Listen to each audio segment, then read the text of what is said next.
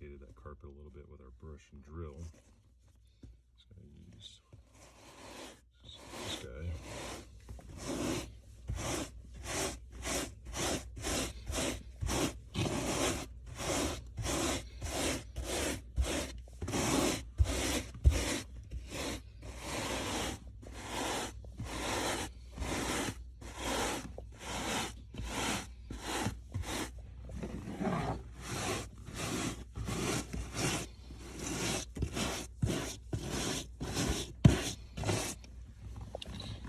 Obviously, guys, there's way better detailed videos online and just kind of giving you an insight of my little realm here.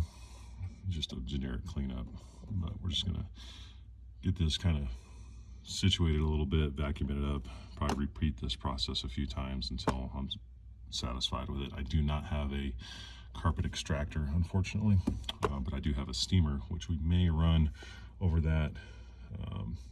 It just kind of depends on timing. It's pretty cold out, so I don't really have the time to do that, set it outside and let it dry out. So we'll see what we can get into.